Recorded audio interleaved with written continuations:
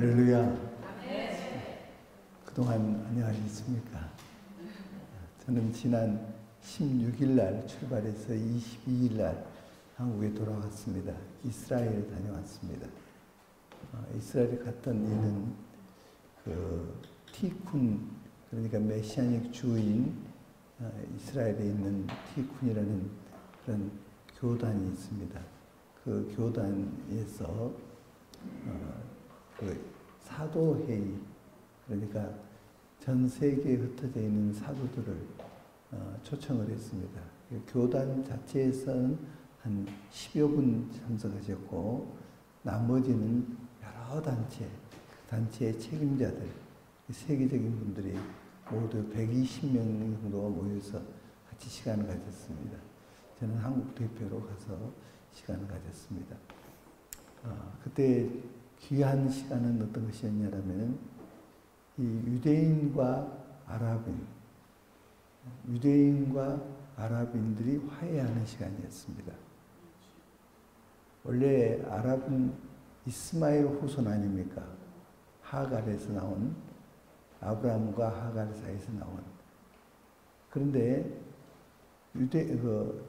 아랍인 중에서 아주 귀한 분이 무슨 얘기를 했느냐면은, 원래 이스마엘과 이삭, 그러니까 사라의 아들 이삭, 이스마엘과 이삭이 한 형제다. 왜 그러냐? 물론 아버지가 같죠. 아브라함이죠.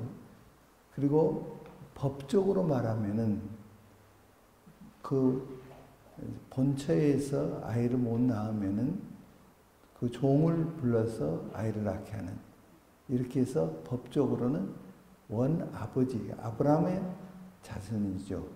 그리고 또 뿐만 아니라 사라의 아들이죠. 법적으로는.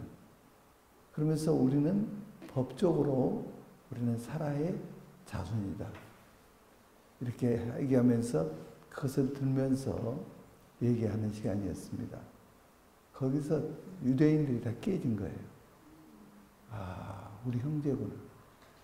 막 거기서 얼마나 통곡하면서 그들을 마치 적같이 생각을 했는데, 우리가 형제구나 하면서 화해하는, 그래서 허리띠를 다 풀고 유대인과 아랍인이 허리띠를 묶어서 같이 묶고 그런 퍼포먼스도 하고 굉장했습니다. 아주 한마디로 영계가 바뀐 것 같은 그런 시간이었습니다. 그래서 막 선포하는 시간을 가졌습니다. 제가 제안하기는 유대인과 아랍인은 한 형제다. 현수막을 다 걸자. 걸고 우리가 한 어머니를 모셨다. 사라다. 하면서 그런 것을 전부 다 그걸 했으면 좋겠다. 그런 제안도 했습니다. 어쨌든 그 외에 굉장히 중요한 시간들이 있었습니다. 어떻게 하면은 정렬을 시킬 것인가. 성부, 성자, 성령의 하나님이 정렬되신 것 같이 이 땅에서도 정렬하는 것. 그것이 이 땅에서도 하나님의 그 주권으로 정렬시키는 것. 그런 것을 이제 유대인과 이방인들이 정렬하는 이런 시간들을 갖자. 그래서 우리가 모두 연합하자.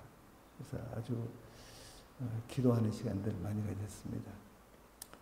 그리고 가장 감격적인 시간은 이스라엘에 계신 우리 한국인 선교사님들이 계십니다. 선교사님들이 한 100여 분이 거기 광야에서 기도를 했습니다. 주님께서 광야에서 기도하시던 같이 얼마나 날씨가 더운지 섭씨 45도 또 46도까지 그냥 정말 뭐가 익을 것 같은 땅에서 그 열기가 올라오는데 말할 수가 없었습니다. 저는 이제 거기에 대한 대비 없이 가가지고 원래 프로그램은 없는데 제가 거기 가고 싶다고 해서 그쪽으로 갔습니다. 성령님께서 그런 굉장히 강고함을 주셔서 가서 했는데 거기에서 정말 얼마나 통곡하면서 회개하면서 기도했는지 이 나라의 문제, 우리나라의 문제, 또 우리가 자유 통일을 가져올 수 있도록 이러한 것을 제목을 놓고 기도하는 시간이었습니다. 다들 거기서 깨진 거죠. 얼마나 울면서 통곡하면서 시간을 가졌는지 그 시간이 가장 귀한 시간이었다고 말할 수 있습니다. 네, 우리 강의에 들어가도록 하겠습니다. 노사 문제 해결할 수 있다. 한번 따라서 해주시겠습니까? 노사 문제 해결할 수 있다. 이것만 해결되면요, 우리나라 경제가 일어나요. 이 노사 문제 안에 오늘의 정치가 이렇게 가고 있는가, 이런 것이 모두가 들어있어요. 노사 문제는 요인이 두 가지라고 봅니다. 첫째는 수입 구조가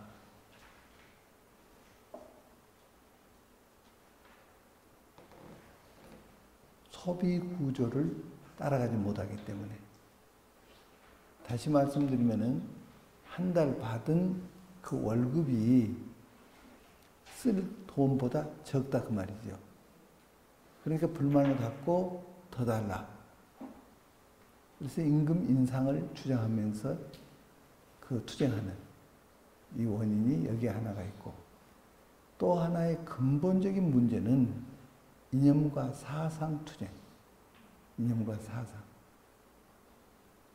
그래서 이것이 정말 무서운 거죠. 지금 우리나라의 싸움은 이념과 사상 투쟁입니다.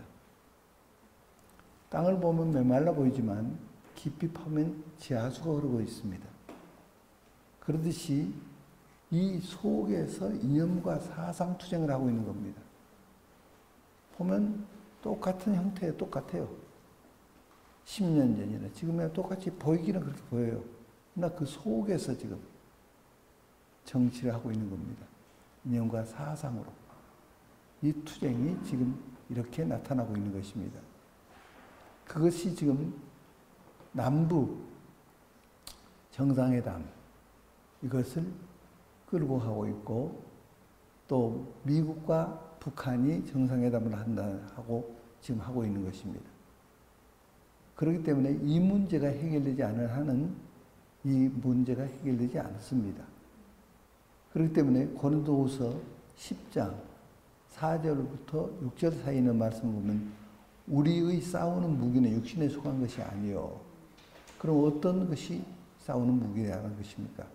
오직 어떤 견고한 진도 무너뜨리는 하나님의 능력이라. 견고한 진이 있다는 겁니다. 성, 진이 있어요. 그 성이 있는데 그 성을 무너뜨려야 하는데 그 성이 뭐냐?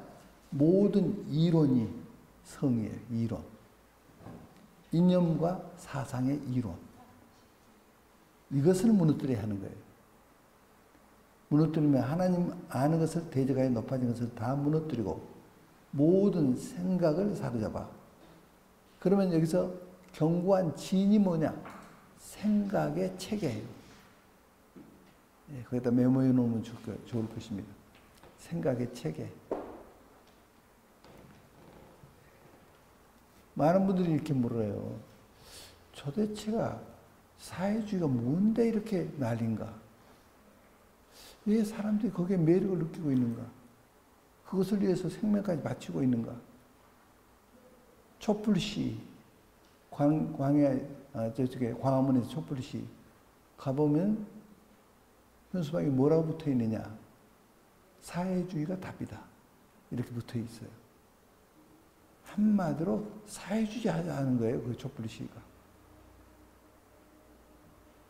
그래서 이와 같은 사상과 이념, 그것이 뭐냐? 생각의 체계라는 거예요. 생각의 체계. 그러면 이제 오늘 쭉 공부를 하면서 과연 이것 때문에 사람들이 매력을 느끼고 이렇게 하고 있구나 하는 것을 알게 될 거예요. 그런데 거기서 말하고 있는 그 이론이 얼마나 허무한 것인지 틀린 것인지를 오늘 알게 될 것입니다. 이렇게 노사 문제가 일어날 수 있는 그 공장이라고 할 수 있는 것이 대학이에요. 대학에서 생산되는 거예요. 투사들이 생산돼 가지고 기업체에 들어가서 투쟁을 하고 있는 거예요. 정교조도 대학에서 그렇게 해서 들어가서 정교조가 난리를 했고, 민노총도 역시 마찬가지고, 이런 식으로 대학 내에 있는 그 조직이 있는데 그 활동이 오늘날 이렇게 만들어버렸다는 것입니다. 대학에는 세 부류가 있습니다. 첫째 부류는 NL계예요. 주사파, 김일성 주체사상파, 이 NL계열. 그러면 이 NL계열은 궁극적 목적이 무엇이냐? 사회주의, 나아가서는 공산주의 국가 건설입니다. 그것을 위해서 그들은 투쟁하고 있다는 말이에요. 그 다음에 당면 목표. 당면 목표는 궁극적 목표를 이루기 위한 데 있어서 장애 요인을 당면 목표로 잡습니다. 그럼 뭐가 장애냐? 미국이 장애라는 겁니다. 그래서 반제 투쟁이라고 합니다. 반제국주의 투쟁. 미제국주의를 몰아내야 한다. 그리고 민족 해방을 가져야 한다. 그래서 미국을 적이라고 보는 것입니다. 우리 교과서, 중고 역사 교과서, 거기 보면 미국을 적으로 소련, 옛날 소련, 지금은 러시아죠. 소련은 해방군, 우리나라를 해방시키기 위해서 왔다. 아주 좋게 써 있습니다. 그리고 6.25는 통일전쟁이라는 겁니다. 통일을 하기 위해서 일으킨 전쟁이 6.25인데 미국 때문에 좌절돼 버렸다. 특히 거기서 메가더는 우리 철전지 원수다. 그래서 메가더 동상 쓰러뜨리려고 그 난리를 했지 않습니까? 이런 것이 그 이념과 사상 속에서 나온 것입니다. 그 다음에 이념과 사상의 그 기초는 무엇인가? 그것은 하나는 김일성 주체사상, 하나는 마르크스주의, 공산주의를 주장했던 그 마르크스. 이 두 가지가 이념과 그 사상의 기초가 되고 있는 것입니다. 그 다음에 민족의 정통성을 북한으로 봅니다. 우리는 없어져야 할 나라라는 겁니다. 노무현 대통령이 그랬죠. 존재하지 말아야 할 나라였다. 왜? 북한이 정통성이고 우리는 미제국주의의 식민지 국가고 또 일본의 식민지 국가다. 그래서 미제국주의자들과 일본 친일파들이 세운 나라다. 그러니까 이 나라는 없어져야 할 나라다. 노무현 대통령은 이렇게 주장했죠. 그 다음에 우리나라의 지도자를 누구로 보느냐?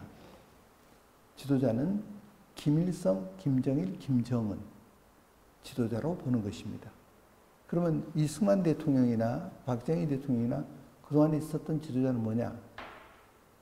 이 지도자들은 미제국주의 앞잡이, 일본 제국주의 앞잡이들이다. 그렇기 때문에 정통성도 없고 지도자 자격도 없다. 이렇게 주장합니다. 그 다음 배후 조직. 이들을 배후 위에서 이끌고 있는 조직이 있습니다. 그 조직은 한민전이라고 합니다. 한국 민주전선, 한민전. 그래서 한민전이 속에서 움직이고 있는 것입니다. 북한에서 내려온 지령을 그대로 받고 있습니다. 팩스를 한다든지 그렇게 해서 북한에서 나온 방송의 단파 방송 그것을 청취해서 그것을 가지고 투쟁하고 항상 지시가 내려오죠. 이렇게 해서 움직이는 것입니다. 그 다음 또 하나의 조직이 있는데 PD 조직이라고 그럽니다. 그 PD는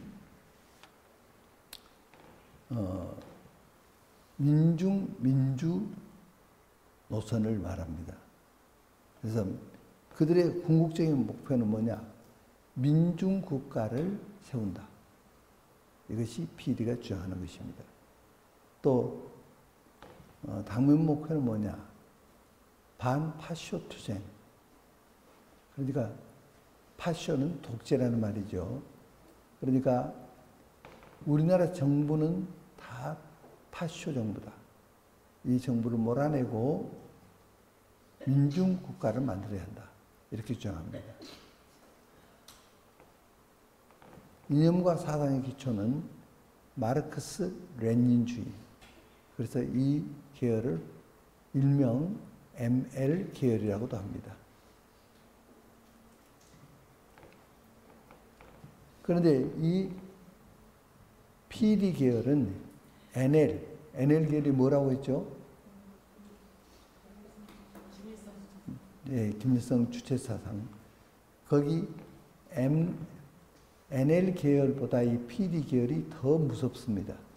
더 이론화가 되어 있고 그들이 노동운동을 주로 많이 해왔습니다. 그러니까 이제 속이고 들어가죠. 특히 서울대 학생들이 많죠. 그러면 노동에 거기 가서 서울대 나왔다 그러면 이상하다 하고 조사도 하고 그러지 않습니까? 그러니까 학교도 다 속이죠. 고등학교밖에 안 나왔다 이러지고 속이고 이제 들어가죠. 그런 사람이 누구라는 거 지금 얘기를 안 해도 뭐 대충 알 겁니다. 지금 우리나라의 모 정당이 ML 계열입니다. 그리고 또 모 정당은 NL과 PD 계열이 합세되어 있습니다. 이런 사람들이 국회에서 지금 이 난리를 치고 있는 것입니다. 청와대 56%가 이 NL 계열입니다. 그런데 그 계열들이 거의 다 비슷한 사람들입니다. 그래서 이 나라가 이렇게 지금 위험한 데를 가고 있는 것입니다. 그 다음에 또 하나의 계열이 있는데 21세기 연합이라고 합니다. 여기 이 계열은 이념과 사상이 그들의 중도 이것을 다 포함하고 있지만은 그들은 주로 학내 문제를 먼저 다룹니다. 이걸 통일 전선 전술이라고 말합니다. 학내 문제 예를 들자면은 등록금 반값으로 하자. 이런 거 제시하는 거죠. 그러면 대부분의 학생이 찬성하죠. 그러면 그 힘을 얻어 가지고 그 힘이 생기면은 그 다음에 사상 투쟁으로 들어가는 겁니다. 뭐 기숙사를 좀 많이 짓자. 이런 얘기하면 굉장히 어필하죠. 학생들이 따라주죠. 뭐 식당을 우리가 자체 운영하자. 학생 식당을 자체 운영하자. 그러면 식사비를 반값으로 줄일 수 있다. 이렇게 하면 거기 찬성하죠. 이런 대학이 지금 서울대하고 이대가 중심으로 해서 하고 있는 것입니다. 우리 지금 서울대 여기 우리 한산성의 간사님이 여기 계신데 그 21세기 연합 본산지가 지금 서울대하고 이대가 주로 이렇게 하고 있습니다. 이렇게 하면서 그들이 투쟁합니다. 그 다음에 큰 2번에 가서 공산주의 이론의 허구성. 첫째, 착취라는 이론입니다. 그러니까 이 사회 구조를 착취와 피착취로 나눕니다. 이것을 가진 자와 못 가진 자, 지배자와 피지배자 이 구도로 나눕니다. 그러면 착취에 대해서 우리가 좀 생각해 봅시다. 저 착취자를 몰아내고 민족 해방을 가져와야 한다. 그런데 그들이 주장하지만은 착취의 궁극적 개념은 무엇이냐? 죽을 때 가져가야 착취가 가능합니다. 정주영 회장님이 돌아가셨어요. 그분은 굉장한 재벌이죠. 돌아가실 때 얼마나 가지고 왔습니까? 한 푼도 못 가져갔죠. 그러면 그 재산이 공중에 날아다닙니까? 호주머니에 들어가 있습니까? 지금 지상에 존재해요. 현대 그룹이 지상에 존재해요. 수많은 사람이 공유하고 있어요. 사용하고 있어요. 거기서 밥 먹고 살아요. 그러니까 착취가 불가능한 겁니다. 이건희 회장님이 그 캐시, 현찰이 많은 분이죠. 그런데 그 돈이 호주머니에 있습니까? 어디 있습니까? 은행에 있어요. 그 돈은 은행에 있는 돈을 수많은 개인과 기업이 사용하고 있는 거예요. 제 말이 맞습니까? 틀립니까? 통장 이름은 이건희라고 되어 있을지 몰라도 사용하는 것이 주인이에요. 그러니까 착취가 불가능한 거예요. 자유시장 개념을 알면 착취가 불가능한 것을 금방 알아요. 그런데 저 착취자를 몰아내자. 이러면서 투쟁하는 거예요. 그 이론이 얼마나 허망한 이론이에요. 그러면은 한 회사의 과장이라고 한번 생각해 봅시다. 과장은 착취자입니까? 피착취자입니까?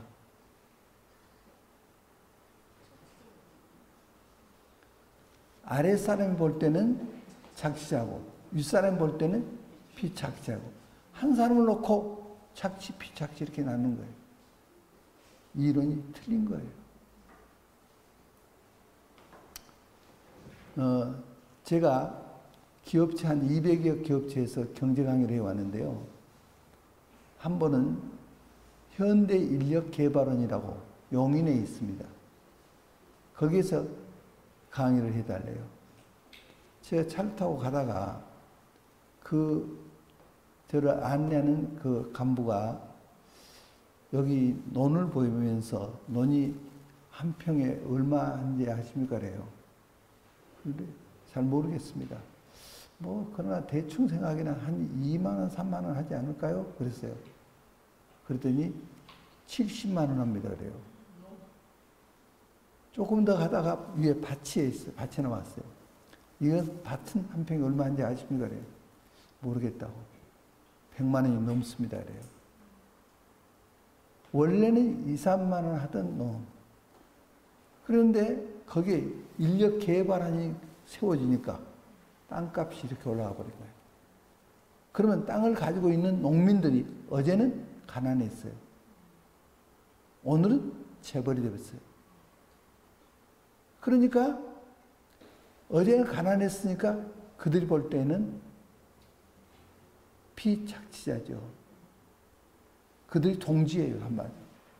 우리의 동지. 근데 오늘 재벌이 됐어요. 그러니까 오늘은 이제 뭐가 되죠? 착취자, 지배자가 되는 거예요. 한 인격은 재산보다 소중한 거예요. 천하를 얻고도 생명을 잃으면 무엇이 유익하며? 천하보다 소중한 거 인간의 생명이에요. 이것을 물질로 나누는 거 이게 공산주의자예요. 이건 유물론이라 해요. 그래서 그런 이론, 말도 되지 않은 이런 이론을 가지고 지금 이 나라가 이 난리예요. 그 촛불 시위하는 현장에서 밑에 바닥에다가 팍 붙여놨는데 그 스티커 붙이듯이 포스터를 막 바닥에다 더덕더덕 쭉 붙여놨어요. 보니까 누구 재벌 누구를 없애라, 누구를 죽여라, 누구를 몰아내라 막 쭉 써 있어요. 제가 보다가 너무 화가 나서 하나씩 다 뜯었어요. 이걸 막. 그러니까 막 달려들면서 이랬더니 아무 말하지 않고 뜯었어요. 그런데 특히 여자들이 얼마나 싸나운지 막 날려요. 그런데 이것이 뭘 말하느냐? 저 이건희 씨 같은 저런 사람이 애국자다. 제가 그렇게 얘기했어요. 그러니까 정반대 얘기를 하니까 막 난리예요. 자, 그들이 볼 때는 노동해방이라는 이론을 얘기해요. 노동해방. 이 말은 노동자가 주인된 세상을 만든다. 한번 따라서 해봅시다. 노동해방. 노동자가 무엇 되는 세상이요? 주인되는 세상. 예, 주인되는 세상을 만든다. 제가 강의할 때 노동해방이라고 저 말이 쭉 강의실에도 붙어있고 밖에도 붙어있고 현수막에 붙어있어요. 쭉. 그래서 제가 저 말이 옳다. 노동자가 주인된 세상이 되어야 한다. 제가 그렇게 했어요. 그런데 누가 노동자가 되느냐, 그것이 중요하다. 계급이 가장 낮은 사람도 노동자고 가장 높은 사람도 노동자다. 저 밑에 있는 사람, 그도 노동자고 사장님도 노동자다. 노동이 누가 더 많으냐? 거기 이제 주로 다 가장들이잖아요. 집에서 가장이 노동이 제일 많다. 이 회사에서 노동을 누가 제일 많이 하냐? 사장이 제일 많이 한다. 당신들은 잠자고 있을 때 사장님은 지금 돈을 빨리 유입하지 못하면은 회사가 넘어간다. 피 말리고 잠 못 자고 한 가정을 이끌기도 힘들다. 하물며 이 대가정을 이끈다는 것이 얼마나 힘든 줄 아느냐. 이 말이 맞느냐 틀리냐 얘기하니까요. 조용해요. 그러다가 어떤 분이 우리 사장님은 맨 골프만 칩니다 그래요. 그건 마케팅하는 거다. 같은 동류의 사람들과 모여서 만나서 관계를 가져야 자금도 가져올 수 있고 아이템도 개발할 수 있고 그래야 회사가 살아난다. 그러니까 꿈쩍을 못해요. 그래서 마르크스는 노동 개념을 계급 개념으로 바꿔버린 겁니다. 그래서 계급이 낮은 자만 노동자고 높은 자는 착취자가 그렇게 하는 겁니다. 이론이 얼마나 잘못된 것입니까?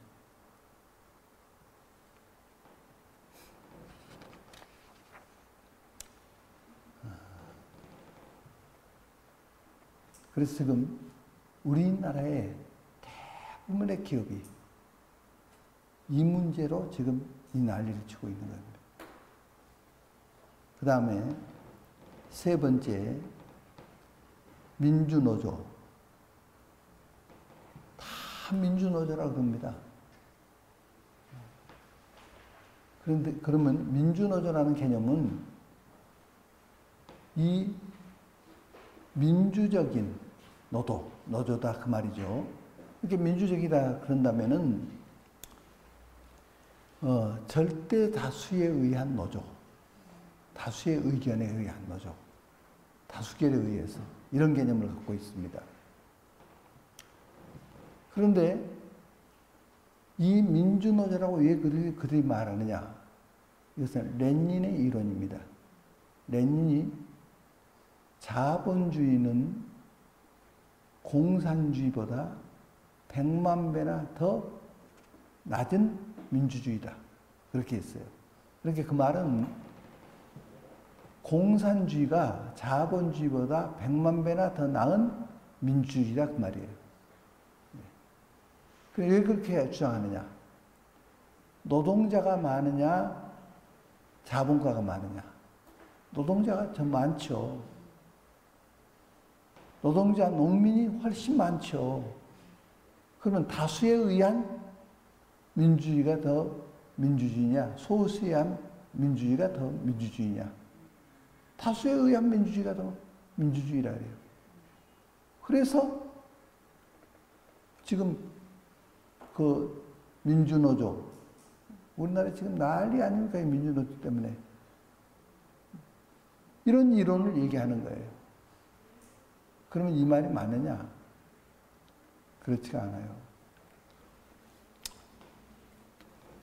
이런 이론을 이제 쭉 얘기하려면 시간이 이거 한 주제 가지고 한 시간을 해도 모자라죠.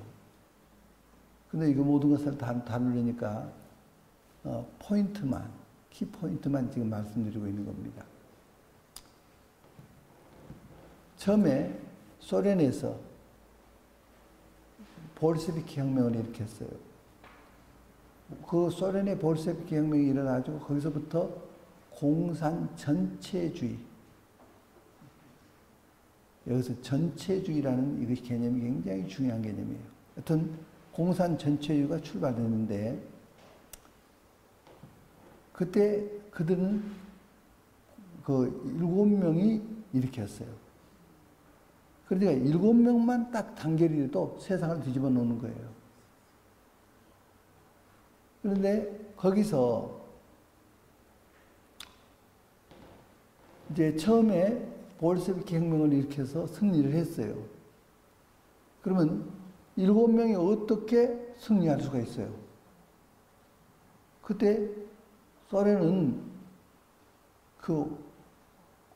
왕이 있었어요.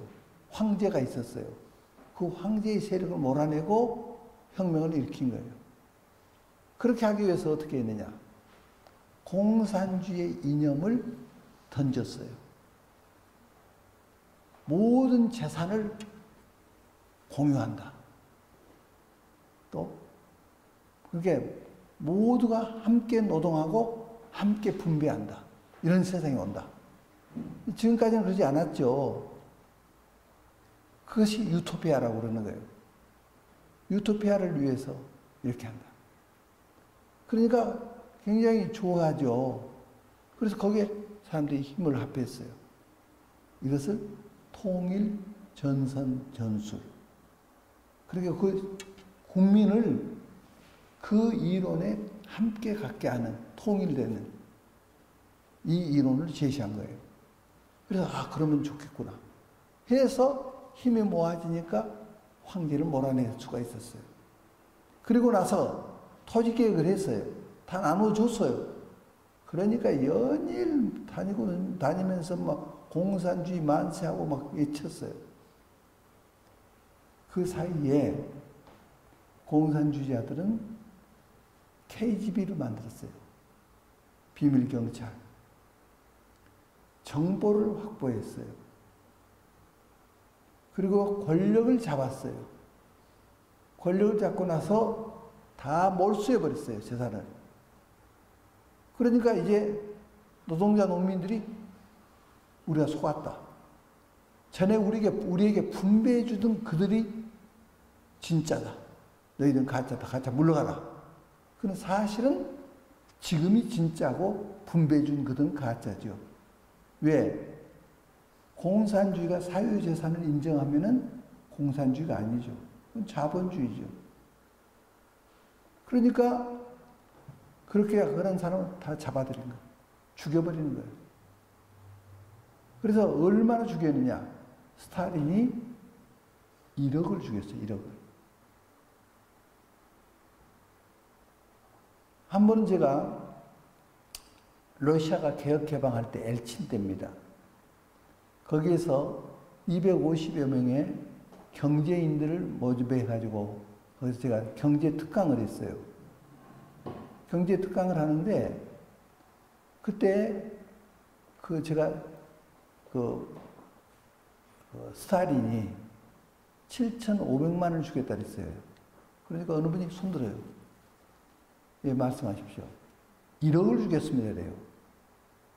저는 솔제니친의 그 보고서에 7,500만이라고 나와요. 나는 이 솔제니친의 보고서를 봤는데 여기에서 7,500만을 주겠다고 나왔습니다. 제가 그랬어요.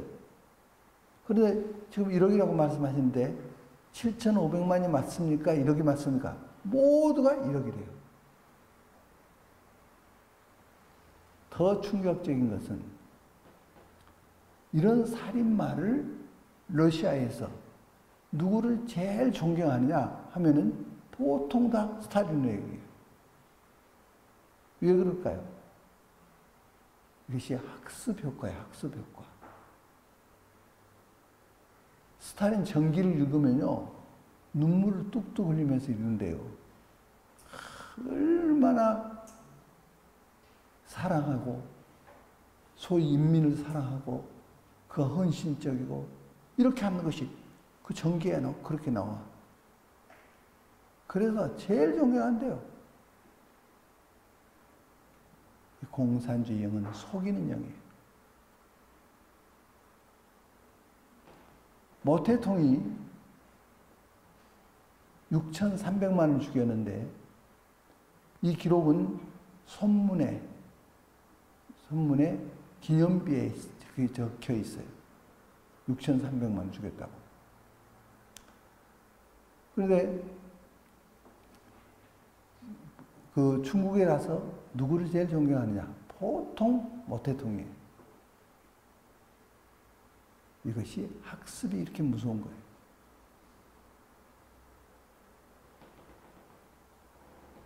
지금 이 나라가 학습을 지금 하고 있어요. 그러니까 저렇게 살인 집단, 북한, 이런 데하고 연방제하자고 지금 난리예요. 그동안에 얼마나 학습이 됐는지.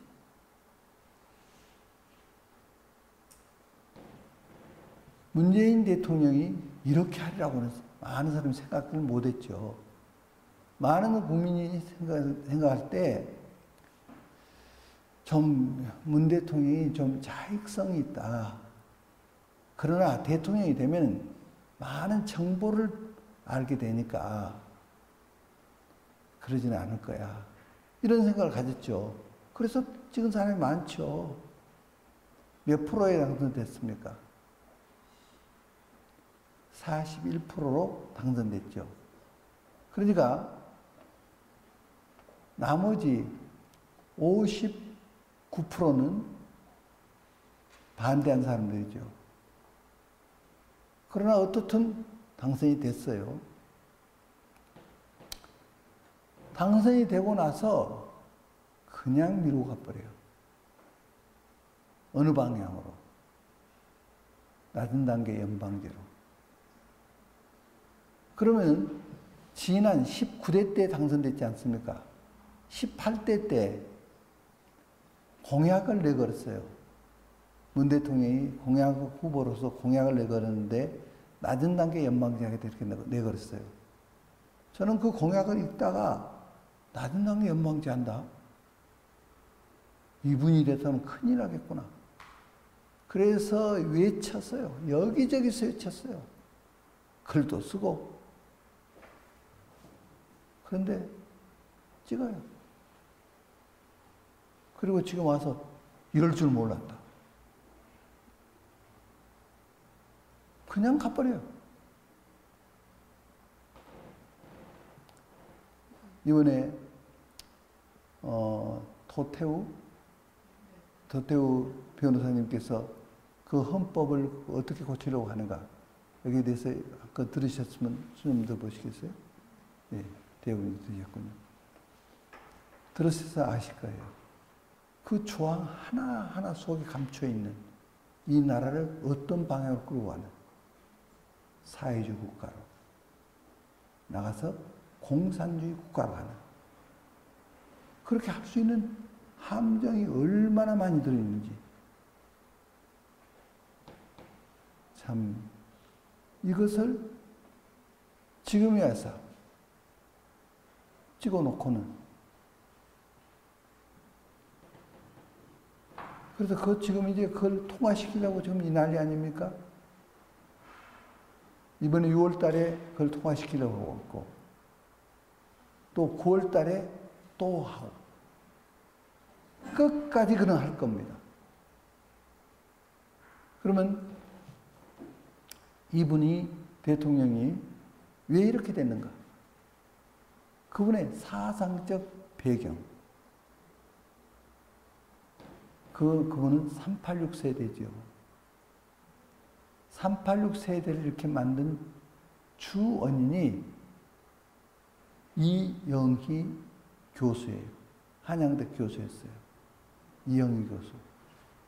이분은 모태통령을 신봉하는 사람이에요. 그래서 이 나라를 중국과 같이 만들어야 한다 하면서 모태통이 가지고 있는 그 혁명론이라든지 이런 것을 그가 심은 거예요. 그래서 우리 문 대통령의 가장 존경하는 멘토가 이영희 교수라는 거예요. 그래서 지금 우리나라는 한미동맹을 한중동맹으로 바꿔서 가려고 지금 하고 있는 거예요. 이것을 미국사 아는 거예요, 지금. 인권 하지만은, 지금 북한의 인권을 얘기하지만은 중국의 인권 문제는 북한보다 더 심각하다는 거예요. 얼마나 심각한지. 그래서 지금 이런 속에서 이 사상과 이념 투쟁이 지금 이 나라에서 이렇게 벌어지고 있다는 거예요. 네. 지금 민주노조를 얘기하다가 여기까지 왔지 않습니까? 이게 왜 민주노조라고 말하느냐? 그 이유가 레닌에 의해서 제시되는데, 그것은 절대 다수가 지배하는 나라가 더 민주적이냐, 소수가 지배하는 나라가 더 민주적이냐, 절대 다수가 지배하는 나라가 더 민주적이다, 이렇게 얘기한다. 그래서 노동자, 농민이 통치하는 나라다, 공산주의는. 그러므로 자본주의보다 100만 배나 더 나은 민주국가다, 이렇게 말하다 하는 것을 제가 말씀드렸습니다. 그래서 이것이 얼마나 허상이고 거짓된 것인가. 그래서 지금 북한도 토지개혁을 했습니다. 토지개혁을 해서 분배해 줬습니다. 처음에는. 그러니까 막 박수치고 난리였습니다.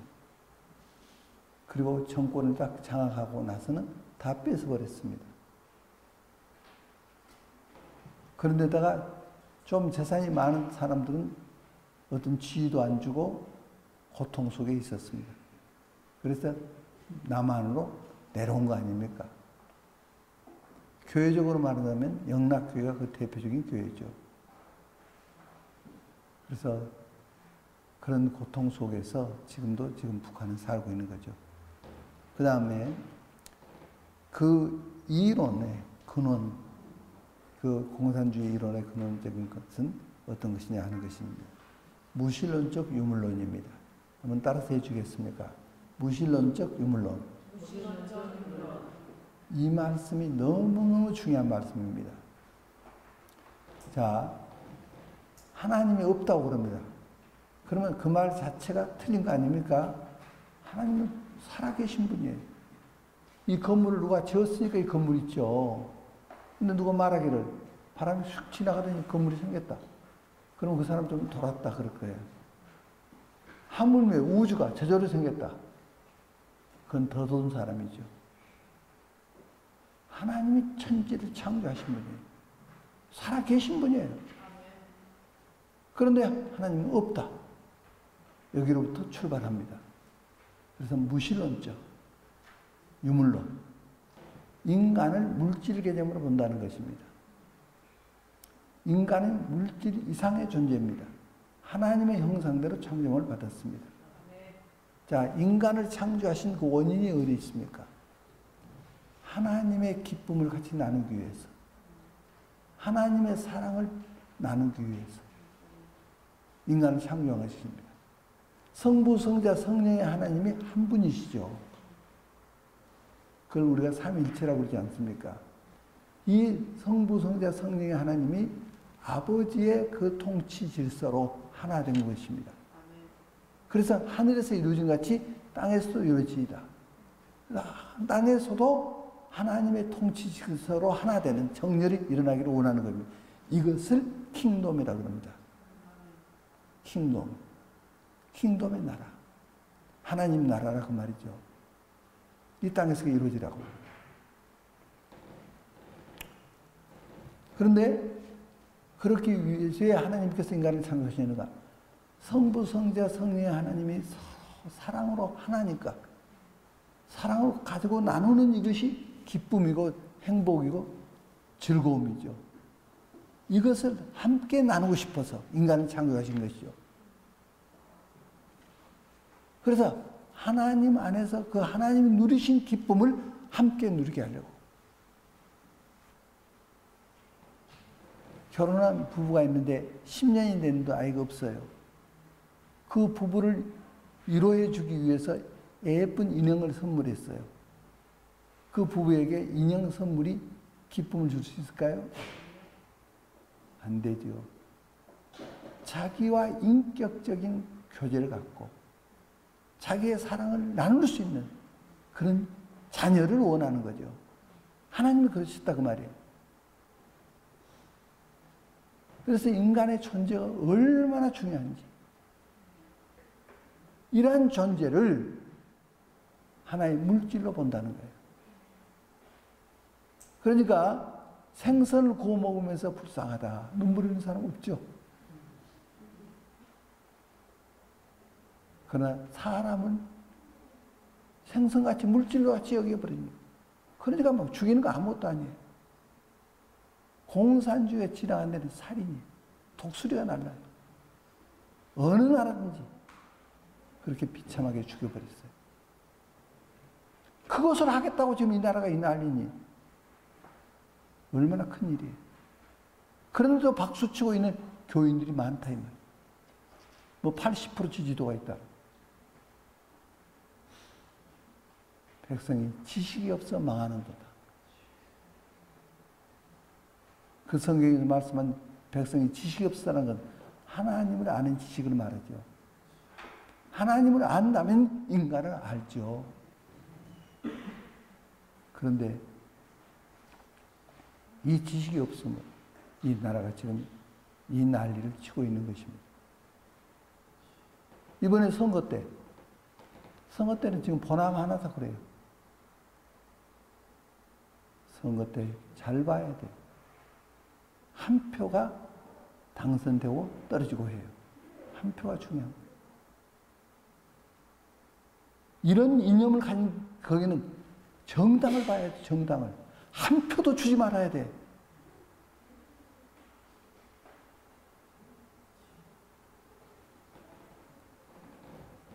이 수는 이 나라를 뒤엎을 수 있어요. 관계된 사람들에게 다 얘기해주면 거기서 또 가고 또 흘러고 해서 흘러가면요 이 나라가 바뀌어요. 이런 이론을 제가 대우조선에 가서 전했어요. 대우조선에 그때 직원들이 모두가 한 2만여 명 되는데 거기서 7,500명에게 제가 강의를 했어요. 강의실이 좁아서 한 400명밖에 못 들어와요. 그러니까 7,500명을 하려면 몇 번을 했겠어요. 거기서 3시간씩 강의를 했는데 그러고 났더니 대우조선이 적자가 그때 2조가 넘었어요. 그리고 대우그룹이 다 넘어간다고 막 연일신문에서 보도했대. 그런데 흑자 1,000억으로 돌아섰어요. 대우가 살아나 버린 거예요. 세계 2위, 3위를 한 거예요. 그래서 그런 강의를 제가 하다가 그런 생각이 들어요.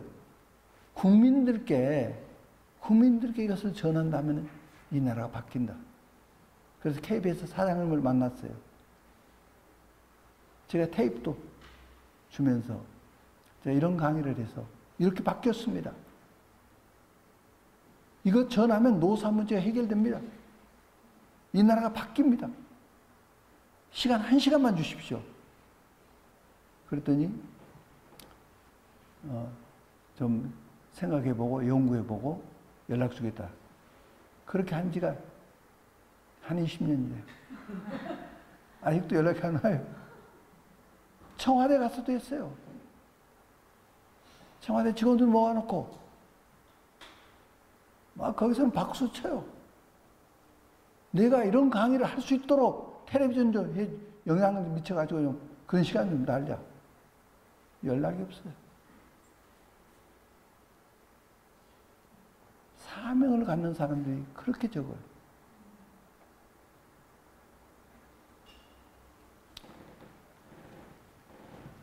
막 복창이 터지는 거예요. 답을 알고 있는데. 그 200여 기업체가 살아났는데.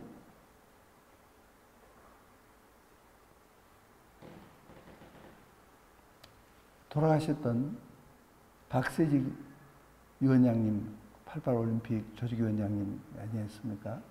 박세직 위원장님이 이 테이블을 들었대요. 그래서 이것이 이 나라를 살리는 길이다. 해가지고 카피 머신을 댁에다 사다 놔가지고 사모님하고 두 분이 계속 테이블을 만들었대요. 가방에다 몽땅 다니면서 한 사람한테 줬어요. 제가 미국에서 집회 갔는데, 이건 내가 박세직 회장님한테 받았다고 하는 거예요. 이런 분들이 있어야 하는 거예요. 또 이혜경 선교사님, 여기 우리 와서 강의하신 이혜경 선교사님 있지 않습니까? 제가 대우에서 강의하는데 저쪽 귀퉁이에 맨 뒤쪽에 숨어서 이걸 들으셨어요. 그때 대우조선에 김우중 회장님의 특보였어요. 그 남편하고 같이. 그걸 들으셨어요. 듣고 나서는 이분이 테이블을 카피했어요. 그걸 막 다니면서 막 전하고 다녔대요. 저는 그때 그런 줄도 몰랐죠. 뒤에야 저한테 얘기해서 알았어요. 이런 분들이 있어야 하는 거예요.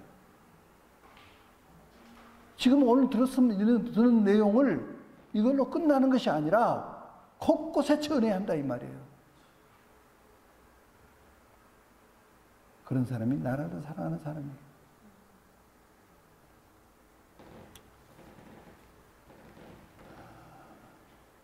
그래서 인간을 물질 개념으로 본다. 이런 사람이 지금 이 나라를 통치하고 다니고 지금 교과서도 그렇게 고쳐버리고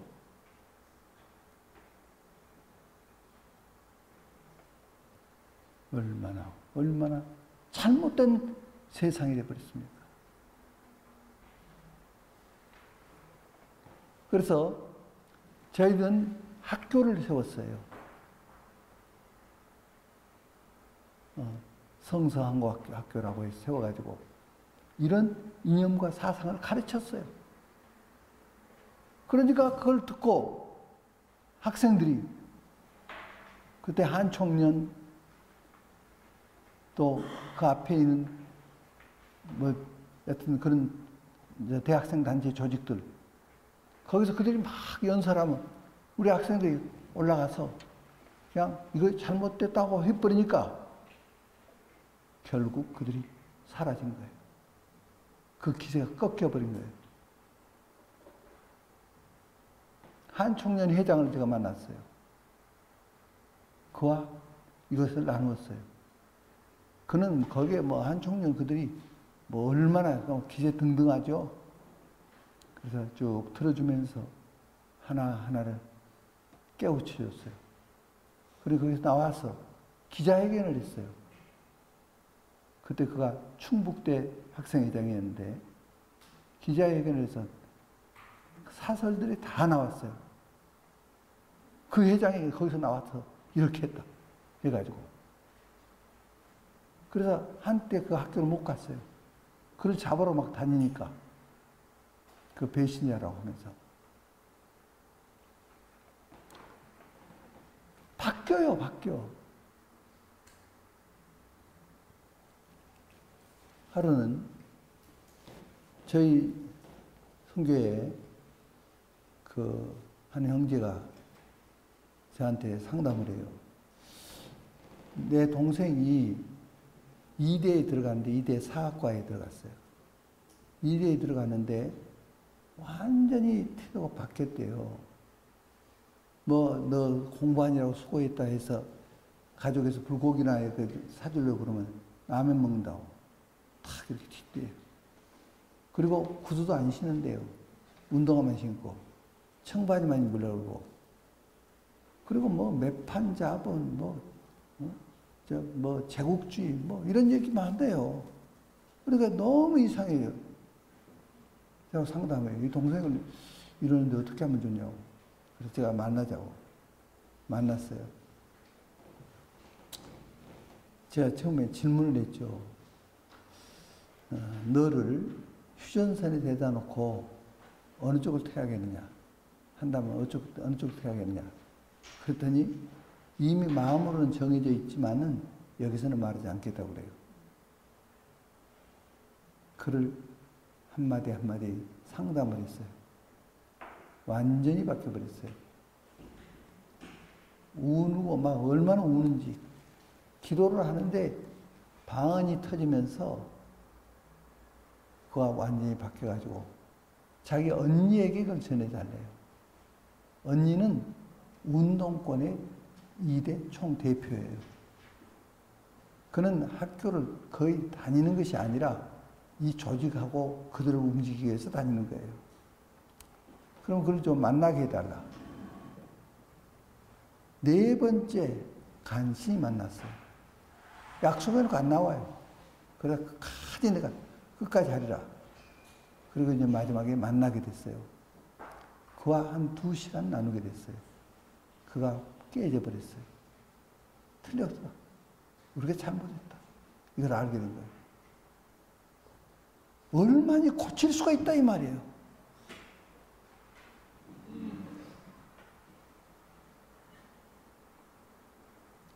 고치려면 알아야죠.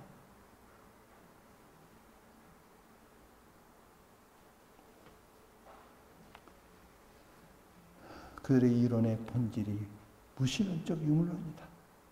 이것은 하나님을 대적해서 일어난 거예요. 사탄의 작품이에요.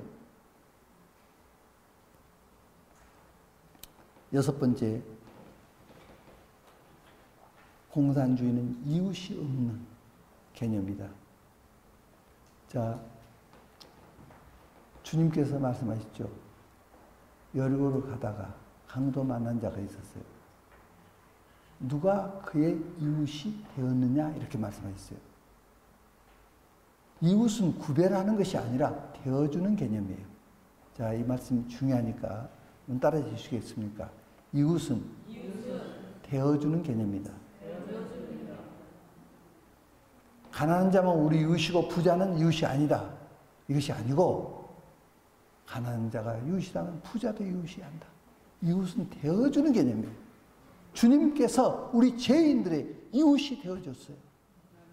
이웃을 위하여 목숨을 바치면 이에서 더 큰 사랑이 없다 그랬어요. 이웃은 되어주는 개념. 이웃이 되어줘야 하는 거예요. 공산주의는 이것이 없어요. 구별하고 투쟁하게 만들고 죽이고 이렇게 하는 거예요.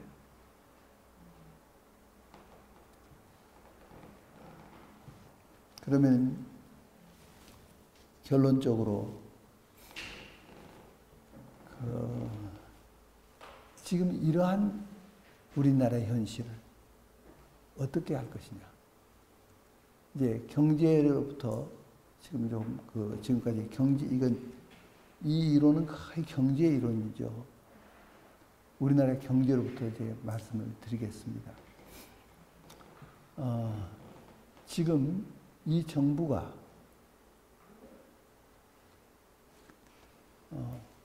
정부가 내놓은 경제 정책이 뭡니까? 소득 증대, 경제 성장론을 얘기하고 있어요. 경제성장론, 소득증대 경제성장론.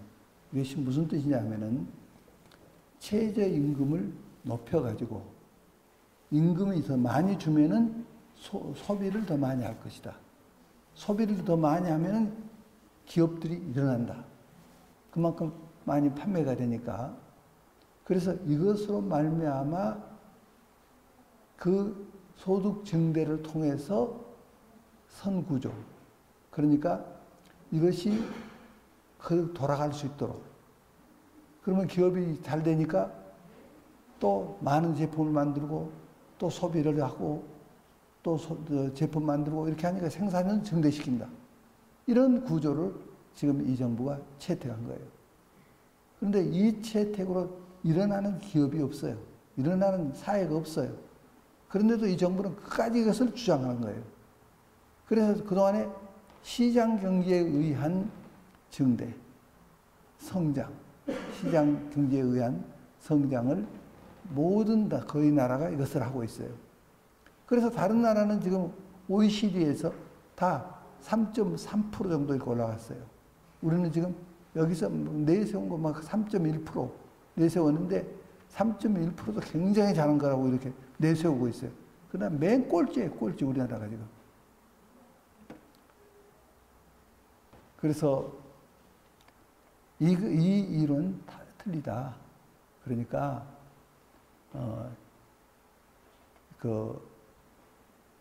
지금까지 왔던 자유시장 경제 이거에 의해서 이 정책을 바꿔서 이 나라 경제를 살려야 한다. 지금 얘기하고 있어요. 그런데도 이 정책을 하려고 하니까 또 하도 이 얘기를 듣고 특히 조선일보가 앞장서서 그냥 여기에 대한 시리즈로 계속 때리고 있어요. 그러니까 이제 좀 고치려고 해보니까 그 노동자들이 난리를 일으키는 거예요. 그래서 지금 민노총이 중심이 돼가지고 지금 막 전체가 일어나겠다. 지금 난리 아닙니까? 고친 것도 고치나 마나 할 정도 미미한 건지만 그거라도 인식을 가지고 있다는 게 다행이에요. 그런데 이제 노동자가 일어나서 이제 막 큰일 나는 거예요, 지금. 그래서 이 나라 경제가 지금 어려워서 그것을 하니까 물가가 뛰어버린 거예요. 아무리 월급 많이 줘도 물가는 못 따라가는 거예요. 그런데다가 월급을 많이 주니까 자영업자들은 사람을 더 쓸 수가 없는 거예요. 가족들이 하는 거예요. 그 못하면 파산시키는 거예요. 그래서 중소기업들이 많이 무너져 버린 거예요.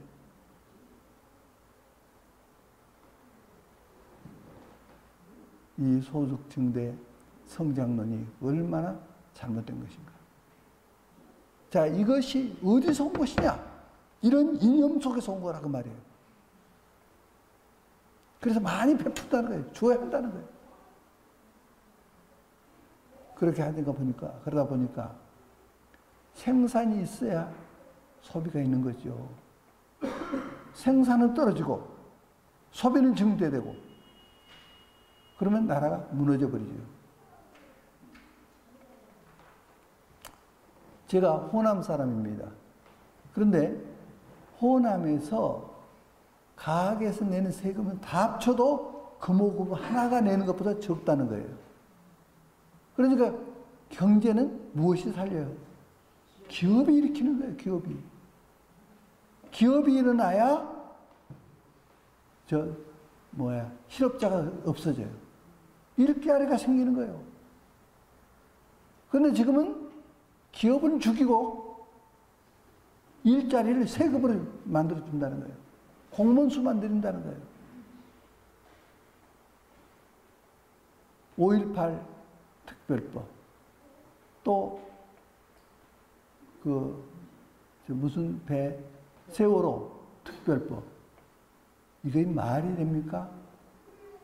한마디로 세월호 누굽니까? 국가를 위해서 전사한 군인입니까? 소풍 가다가 죽은 거 아닙니까? 물론 한 생명은 소풍 가든 뭐 하든 참 안타깝죠. 그러나 이것을 지금 몇 년 우러먹고 있습니까? 거기는 얼마나 돈 주고 있습니까? 우리 천안 사태 그 사람들 보상 얼마 했죠? 3천만 원. 세월호는 얼마 했죠? 10억 전후. 광주 사태 그 지금 거기 관계된 유가족이 얼마라고 그럽니까? 6,000명. 그들은 얼마 줬습니까? 처음에 1억 정도 줬죠. 그리고 지금 매월 연금이 나오고 또 6,000명이 그건 뭐 무슨 관계로 6,000명이 되는지 이거 조사해야죠. 그리고 거기에 대해서 꼭 한마디를 더 하고 싶어요. 하루는 제가 신문을 보는데 5.18 때 죽은 사람이 191명으로 나와 있어요. 제가 들었던 것은 7,000명, 2만 명을 계속 들어왔는데 191명이니까 얼마나 이상합니까? 저는 뭐 동그라미 하나 빠졌다든지 이렇게 미스프린트인가 보다 이렇게 생각했어요. 다른 신문도 보니까 다 똑같아요. 그래서 제가 그때는 정보부 전화를 했어요. 높은 분에게. 제 다음 서울대 총학생회장이었어요. 그래서 그에게 전화를 했어요. 내일 좀 만납시다. 그러니까 시간이 너무 없어서 내일 못 만난대요. 내가 모레 전남대학 가서 강연할 사람입니다. 이 날을 때려 없겠습니다. 제가 그랬어요. 그러니까 이제 할 수 없이 나오셨어요. 190명 이걸 보여주면서 어떻게 된 겁니까? 언제까지 이렇게 속이려고 합니까? 이런 정부 가만 안 둔다고 제가 그랬죠. 그랬더니 그분이 이 수가 어디서 나온 줄 아냐? 광주에는 유가족들 거기에서 그들이 뭘 만들었냐? 광주 시민으로서 수습위원회를 만들었대요.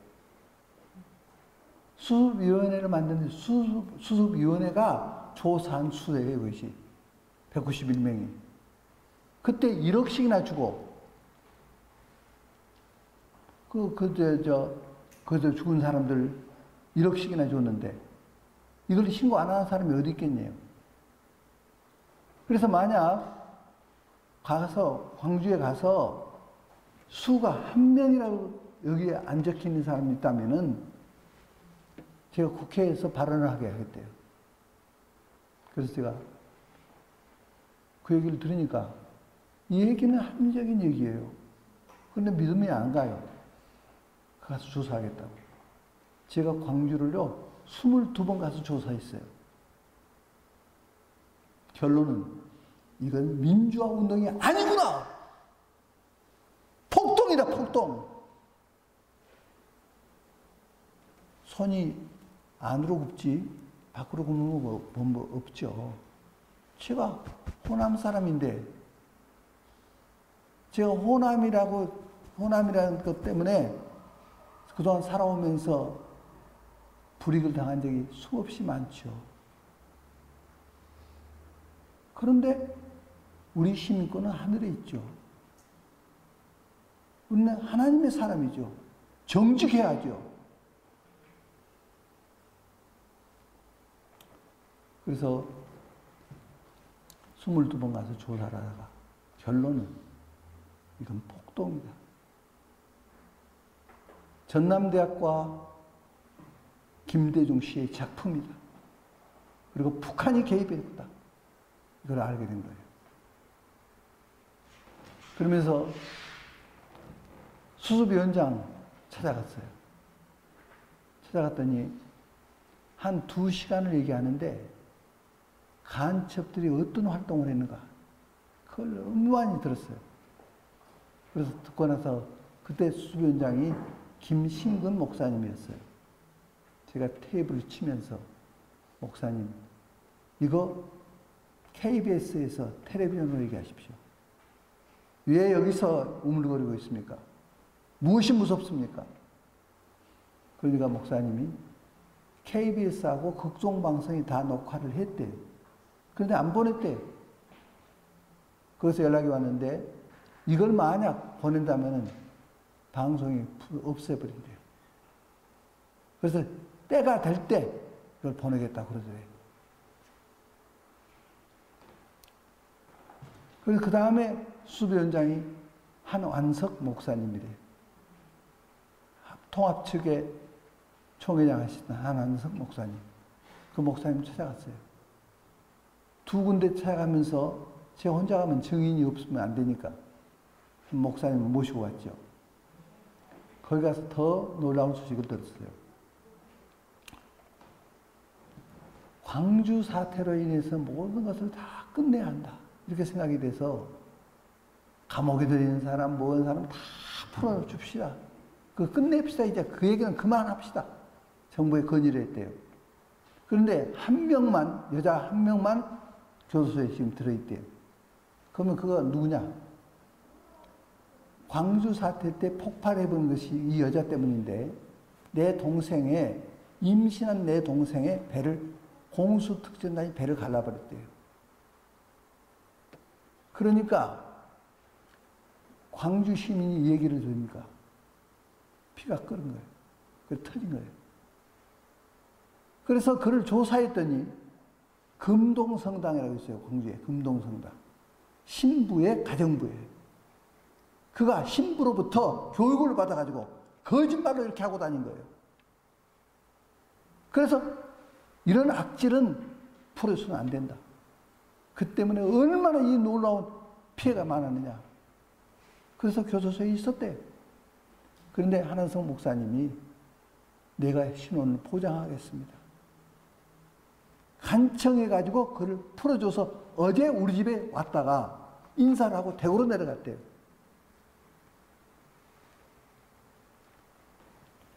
이런 얘기들, 뭐 저런 얘기들 많이 들었어요.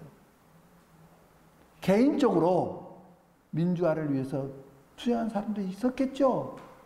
그러나 본질은 그것이 아니라 이 말이에요. 주로 죽은 사람이 무슨 총으로 죽었습니까? 이건 보도가 다 됐죠. 칼빈 총에 의해서 죽었어요. 칼빈 총. 그때 공수특전단은 무슨 총을 가지고 있었습니까? M16이에요.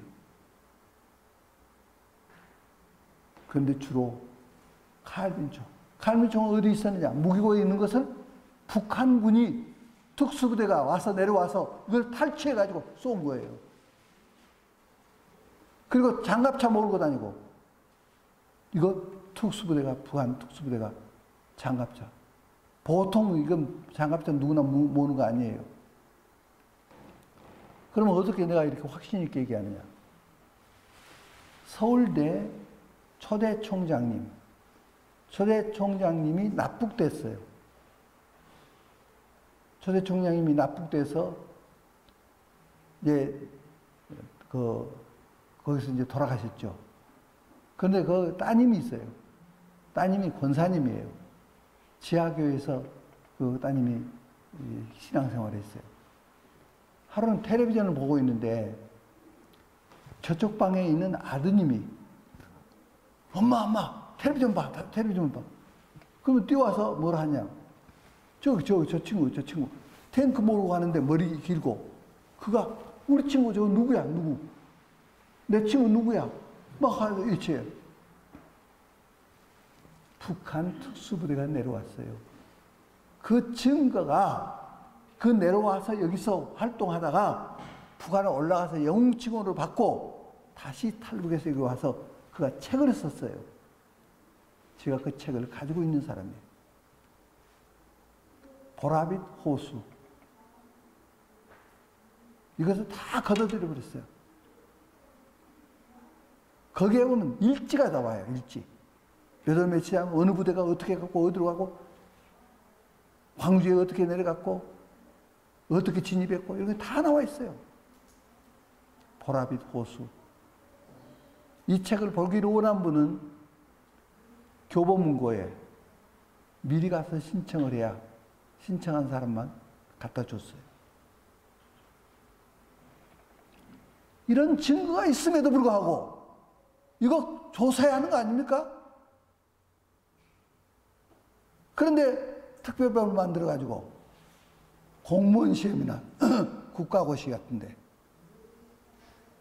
과목당 10점 정도 그걸 올려줬어요. 그러니까 이 나라가 광주공화국이다 그래요. 광주공화국. 1점, 2점 차이가 얼마나 중요합니까? 그 많은 사람이. 그런데 과목당 10점.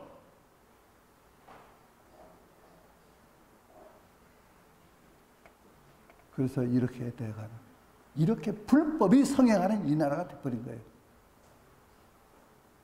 이것도 정확하게 거짓 없이 조사해서 발표해야 돼요. 그래서 이것을 해결하는 길은 뭐냐? 궁극적으로 3L이다. 한번 따라서 하시겠습니다. 3L. 사랑을 베풀어주면 사랑의 감동의 빛이, 라이트가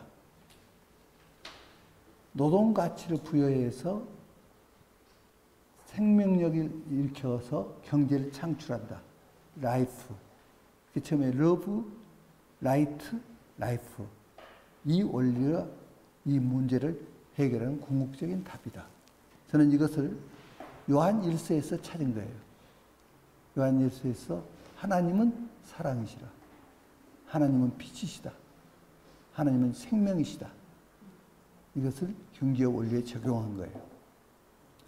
그러면 그것을 말씀드리기 이해하시게 하기 위해서 인도네시아에 KMK라는 기업이 있어요. 이 KMK 회장님이 500불밖에 없었어요. 가서 신발 공장을 해야 하는데 500불을 어떻게 하겠습니까? 그래서 식당에 코너를 빌렸어요. 식당에 코너를 빌려서 거기서부터 시작을 했어요. 그래가지고 지금은 그 직원이 한 10만여 명인가 이렇게 돼요. 공장이 여러 개가 있었어요. 그러면 이 회사는 어떻게 하느냐? 회사에 사원이 주고 또 주자. 그리고 잊어버리자. 한번 따라서 해주겠습니까? 주고 또 주자. 그리고 잊어버리자. 사원이 그래요.